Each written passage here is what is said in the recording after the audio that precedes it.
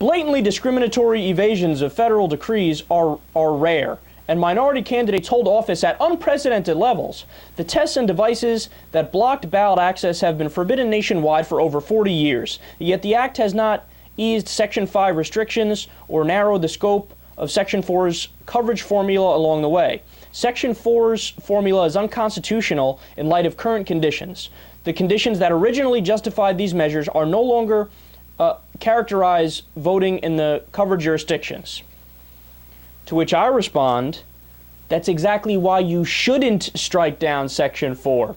The argument is, it worked so well that now we have to strike it down. That's actually the argument that they're making. Okay, well, if it worked well, shouldn't you keep it? I mean, that's like saying, you know, that Tiger Woods, he's really, really good at golf. He should totally quit. Why should he quit if he's good at golf? Shouldn't he keep playing golf? If this law was good and it pushed the country in the right direction and made it so that the worst states did protect the right to vote because the federal government was looking over them to make sure they did it, why would you take that away? And the last 2 points about this, number one, it's ironic that the conservatives always talk about activist judges legislating from the bench, and that's their main attack on the liberal judges. Okay, that's exactly what they did in this case, all of the conservative judges. They overturned a vote from Congress of 98-0 because they felt as if, hey, this might not be needed anymore. Well, that's not your decision to determine whether or not it's needed anymore. You leave that up to the legislature. Your job is to determine whether or not it's constitutional. And it is constitutional unless you make that bullshit states' rights argument they have to bend over backwards to make.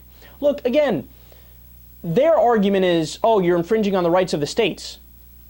No, the states are infringing upon the rights of the people in their state, which is why the federal government needs to make sure that the state doesn't do that.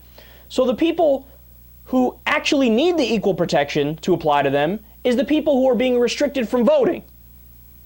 But the Supreme Court says, no, the people who need the protection from the big bad federal government is the election officials who are trying to discriminate.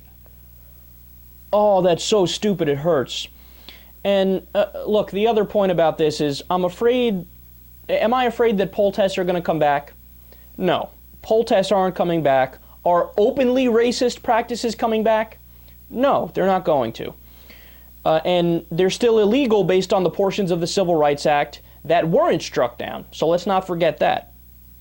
But without the pre-clearance, which is what was struck down, the GOP in deep red states will come up with slick backdoor ways to discriminate. And these aren't people of high moral character. This is the same party that just in the last election gerrymandered the entire 2012 election. The Democrats won by 1.8 million votes in the House of Representatives. But they ended up not having a majority in the House. How's that possible? You win by 1.8 million, but you don't have a majority in the House? Because it was those Republicans who gerrymandered all around the country. They rigged the election in their favor. So the evidence that they are going to continue to do discriminatory voting laws that should be unconstitutional, well, voter ID laws, that's another perfect example.